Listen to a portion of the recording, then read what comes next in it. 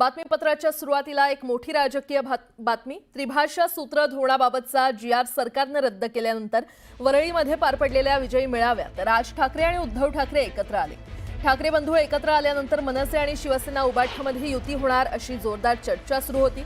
मात्र मराठी विजयी मेळावा केवळ मराठी भाषेपुरताच होता असं मनसे अध्यक्ष राज ठाकरेंनी अनौपचारिक गप्पांमध्ये म्हटलंय। त्या मेळाव्याचा राजकारणाशी संबंध नाही असंही राज ठाकरे यांनी म्हटलंय। राज ठाकरेंनी केलेल्या या वक्तव्यामुळे ठाकरे बंधूंच्या संभाव्य युतीला ब्रेक लागल्याची चर्चा आता सुरू झाली आहे।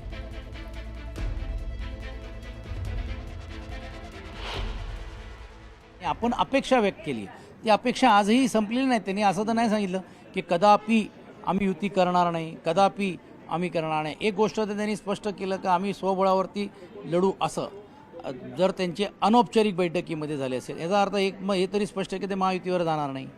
तर मी असं वाटते की त्यांचा अधिकृत जोपर्यंत बोलणं होत नाही तोपर्यंत अनौपचारिक चर्चाच्या गप्पावरती विश्लेषण करणं किंवा त्याच्याबद्दल प्रतिक्रिया देणं हे उचित नाही। त्यापेक्षा त्यांची अधिकृत भूमिका ते येतील आणि ती दोन्ही मंडळी नेते मंडळी एकमेकांशी बोलतील ना।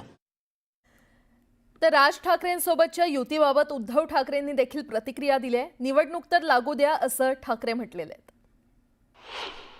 काल बाळा नांदगावकर बोलले की या आधीही निवडणुका आम्ही एकट्याने लढल्या, भविष्यात जर गरज पडली तर आम्ही पुन्हा एकदा एकट्याने लढू। मला वाटतं त्यांनी त्यांच्या पक्षाने एक आदेश दिलेला आहे की या विषयावरती कोणत्याही प्रवक्त्याने बोलू नये।